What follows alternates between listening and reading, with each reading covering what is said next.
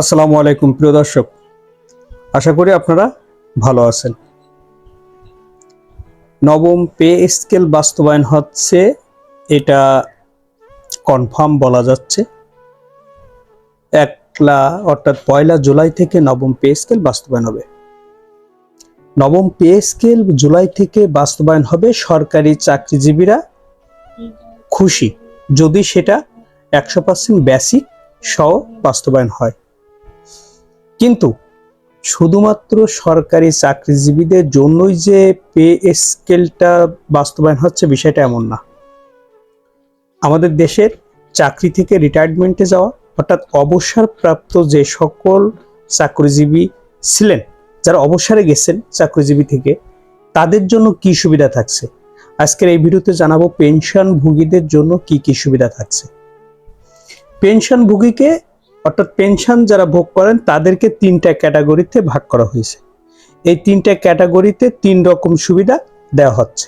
অর্থাৎ নাম্বার 1 যারা 100% যাদের ক্ষেত্রে এই পে স্কেলের সুবিধা পাবে, সেটা হলো যারা 20,000 টাকার নিচে পেনশন সুবিধা পেয়ে থাকেন, তাদের জন্য 100% এই পে স্কেল সুবিধা দেওয়ার চিন্তা ভাবনা করছে।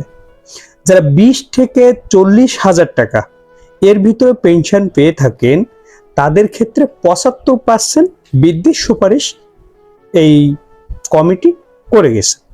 আর যারা 40,000 প্লাস পেনশন সুবিধা পেয়ে থাকেন, তাদের জন্য 55% সুবিধা এই পে স্কেলে থাকছে।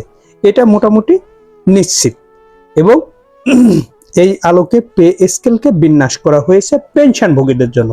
অর্থাৎ 3 ক্যাটাগরির পেনশনভোগীরা 3 ধরনের পাবে। অর্থাৎ এখানে যারা 20,000 টাকার নিশ্চিত পান তাদের ক্ষেত্রে 100% বাস্তবায়ন, যারা 20 থেকে 40,000 টাকা পান তাদের ক্ষেত্রে 75% বাস্তবায়ন, এবং যারা 40,000 টাকার উপরে পান তাদের ক্ষেত্রে আপনার 55% বাস্তবায়নের সিদ্ধান্ত নিয়েছেন এই কমিশন বা এই সরকার। আবার এই পেনশনভোগীদের ক্ষেত্রে যারা অবসর আছেন তাদের চিকিৎসা ভাতার ক্ষেত্রেও কিন্তু একটা পরিবর্তন করা হয়েছে। অর্থাৎ যারা 75 বছরের উপরে তাদেরকে আপনার 10,000 টাকা চিকিৎসা ভাতা দেওয়ার ব্যবস্থা করা হচ্ছে, এবং যাদের বয়স 60 প্লাস তাদেরকে 8,000 টাকা করা হয়েছে, এবং যারা 55 প্লাস তাদেরকে আপনার 5,000 টাকা চিকিৎসা ভাতা করা হয়েছে। এটা কিন্তু চিকিৎসার ক্ষেত্রে।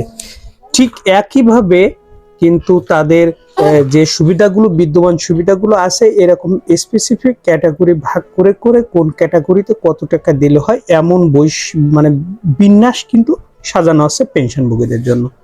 তা প্রিয় পেনশনভোগী চাকরিজীবী যারা ছিলেন তাদেরকে বলবো আপনারা হতাশ হবেন না।